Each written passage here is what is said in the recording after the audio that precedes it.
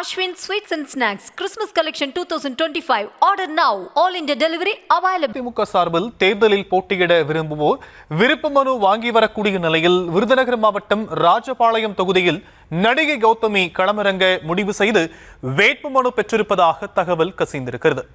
கௌதமிக்கு seat கொடுக்க விருதுநகர் மாவட்ட அதிமுக முக்கிய புள்ளியான ராஜேந்திர பாலாஜி எதிர்ப்பு தெரிவிக்கக்கூடிய நிலையில் கேடிஆர் எதிர்ப்பை மீறி கௌதமிக்கு சீட் கிடைக்குமா என்பது ஒரு பக்கம் இருக்கு. ராஜபாளையம் தொகுதி யாருக்கு வசமாகும் என்பதை இப்போது பார்க்கலாம்.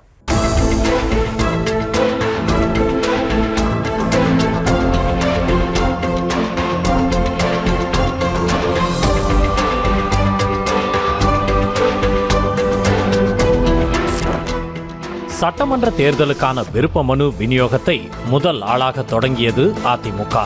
விருப்ப மனு விநியோகம் காரணமாக ராயப்பேட்டை எம்ஜிஆர் மாளிகை பரபரப்பாக காணப்பட்டு வருவது ஒரு பக்கம் இருக்க, இன்னொரு பக்கம் யார் யார் எந்தெந்த தொகுதியில் போட்டியிட விருப்ப மனு பெற்றிருக்கிறார்கள் என்ற தகவலும் கசிந்து சூடு பறக்க வைத்துள்ளது. அந்த வகையில் தென் மாவட்டங்களில் முக்கிய தொகுதியாக பார்க்கப்படும் ராஜபாளையம் தொகுதியை குறிவைத்து நடிகை கௌதமி விருப்ப மனு பெற்றிருப்பதாக தகவல் வெளியாகியுள்ளது. முதலில் பாஜகவில் இருந்த நடிகை கௌதமி கடந்த தேர்தலின் போதே ராஜபாளையம் தொகுதிக்கு காய் நகர்த்தியதாக கூறப்படுகிறது. ஆனால் தொகுதி பங்கீட்டின் போது ராஜபாளையம் தொகுதி அதிமுக வசம் சென்றது. இதனால் பெருத்த ஏமாற்றமடைந்த கௌதமி என்ன நினைத்தாரோ அதிமுகவிலேயே ஐக்கியமாகிவிட்டார். அதிமுகவில் இணைந்த கௌதமிக்கு கொள்கை பரப்பு இணை செயலாளர் பொறுப்பு கொடுக்கப்பட்டது.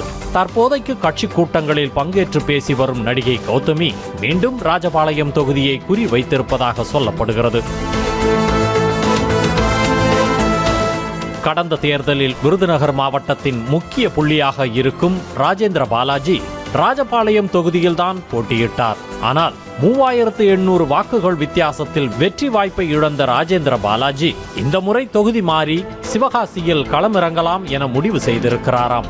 ராஜேந்திர பாலாஜியின் முடிவு கௌதமிக்கும் வசதியாக போக, எப்படியாவது ராஜபாளையம் தொகுதியை வாங்க வேண்டும் என மேலிடத்தில் தற்போதே துண்டு போட தொடங்கிவிட்டாராம்.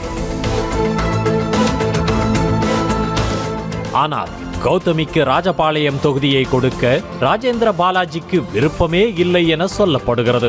தனது ஆதரவாளர்கள் என்எம் கிருஷ்ணமராஜ், வக்கீல் துரைமுருகேசன் ஆகிய இருவரில் யாரேனும் ஒருவரை நிறுத்தலாம் என ராஜபாளையம் தொகுதியை வைத்து கேடிஆர் ஒரு கணக்கு போட, கௌதமியோ கேடிஆருக்கு எதிராக வேறு கணக்கு போட்டு வருவதாக சொல்லப்படுகிறது. கௌதமியின் திட்டம் தெரிந்து சமீப நாட்களாக விருதுநகரில் நடக்கும் கட்சி சார்ந்த நிகழ்ச்சிகளுக்கு அழைப்பு கூட கொடுப்பதில்லையாம் ராஜேந்திர பாலாஜி. போதாக்குறைக்கு ராஜேந்திர பாலாஜியின் எதிரி பட்டியலில் இருக்கும் முன்னாள் அமைச்சர் மாஃபா பாண்டியராஜனும் ராஜபாளையம் தொகுதிக்குத்தான் விருப்ப மனு வாங்கியிருக்கிறாராம். ஏற்கனவே இருவருக்கும் இடையே பொதுவெளியில் கடும் வார்த்தை மோதல் நிகழ்ந்திருக்கும் நிலையில் விருதுநகரில் தனிக்காட்டு ராஜாவாக வலம் வரும் ராஜேந்திர பாலாஜிக்கு இடைஞ்சலாக மாஃபா பாண்டியராஜன் வருவது கேடிஆர் ஆதரவாளர்கள் மத்தியில் அதிருப்தியை கொடுத்துள்ளது. ராஜபாளையம் தொகுதியில் தாம் சார்ந்த தெலுங்கு பேசும் மக்கள் அதிக அளவில் வசித்து வரும் நிலையில் அதை வைத்துத்தான் கௌதமி இந்த தொகுதியை தேர்ந்தெடுத்திருப்பதாக சொல்லப்படுகிறது.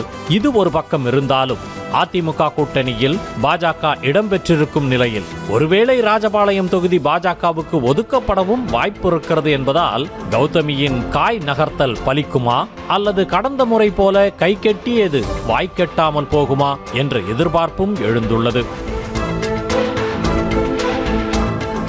அதிமுகவில் கௌதமி ஒரு பக்கம் என்றால், இன்னொரு பக்கம் பாமகவில் திலகபாமாவும் ராஜபாளையம் தொகுதி மீதுதான் கண்ணாக இருப்பதாக பேசிக் கொள்ளப்படுகிறது. எப்படி தெலுங்கு பேசும் மக்கள் அதிகம் வசிக்கிறார்களோ அதே அளவிற்கு நாடார் சமூக மக்களும் ராஜபாளையம் தொகுதியில் இருக்கும் நிலையில் தாம் சார்ந்த சமூக வாக்குகளை ஒருங்கிணைக்க முடியும் என்ற நம்பிக்கையில் ராஜபாளையம் தொகுதியில் ஆழம் பார்த்து வருவதாக சொல்கிறார்கள்.